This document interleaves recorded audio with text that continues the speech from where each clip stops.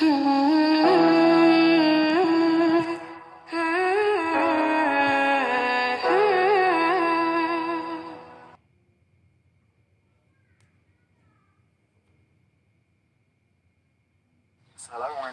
warahmatullahi wabarakatuh. Hamdan wa syukranillah amma ba'du. Sahabat filah yang dirahmati Allah Subhanahu wa taala. Rasulullah sallallahu alaihi wasallam pernah bersabda, "Khairukum man ta'allama al-Qur'ana wa 'allamahu." Sebaik-baik dari kalian adalah yang belajar Al-Qur'an dan mengamalkannya. Sahabat filah yang dirahmati Allah Subhanahu wa taala. Al-Quran adalah kitab penyempurna daripada kitab-kitab yang Allah turunkan sebelumnya. Yang membacanya, Allah lipat gandakan menjadi 10 pahala di setiap hurufnya. Selain menghafal, tentunya kita harus menjaga hafalan-hafalan kita agar senantiasa melekat dalam hati kita, senantiasa melekat pada kehidupan diri kita. Berikut adalah tips-tips untuk menjaga hafalan kita di tengah kesibukan diri kita. Yang pertama adalah mengokohkan niat. Mengokohkan niat akan senantiasa menguatkan semangat kita dan membuat diri kita senantiasa menghindari segala pengaruh-pengaruh dan godaan yang bisa saja memudarkan kualitas hafalan Al-Quran kita. Kedua adalah optimalisasi jadwal sehari-hari.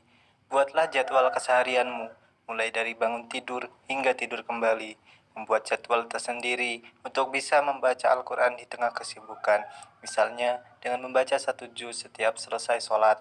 Dengan optimalnya jadwal keseharian kita, maka insya Allah kita tetap akan ada waktu untuk tetap membaca Al-Quran. Yang ketiga adalah meluangkan waktu.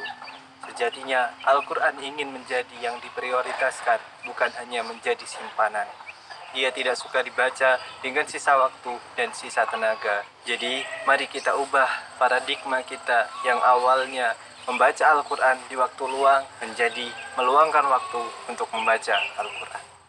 Yang keempat adalah membuat target setiap harinya dan berjanji untuk memenuhinya. Dengan membuat target berapa juz yang ingin dibaca setiap harinya, maka insya Allah akan membantu diri kita untuk senantiasa berusaha memenuhi target-target juz setiap harinya. Yang kelima adalah menjauhi maksiat. Bukan hanya penghafal Al-Quran, tetapi seluruh umat Islam dianjurkan untuk menjauhi maksiat. Tetapi bagi para penghafal Al-Quran, maksiat adalah senjata terjitu untuk melunturkan, untuk memudarkan kualitas hafalan kita. Karena hakikatnya bukan seberapa kecil maksiat yang dikerjakan, tetapi seberapa besar zat yang kita durhakai, zat yang kita maksiati.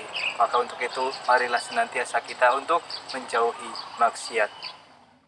Yang selanjutnya adalah mendengarkan murotal. Dengan mendengarkan murotal Al-Quran, maka secara tidak sadar kita telah ikut membaca Al-Quran. Mendengar murotal juga banyak sekali manfaatnya. Salah satunya untuk mengoreksi apakah dalam hafalan kita ada bacaan atau huruf yang salah. Yang selanjutnya adalah kita harus pandai memotivasi diri kita. Karena tak jarang banyak penghafal Al-Quran yang seringkali berputus asa ketika sulit dalam menghafalkan Al-Quran. Ketika hafalan kita lancar, itu adalah bonus dari Allah Subhanahu wa ta'ala.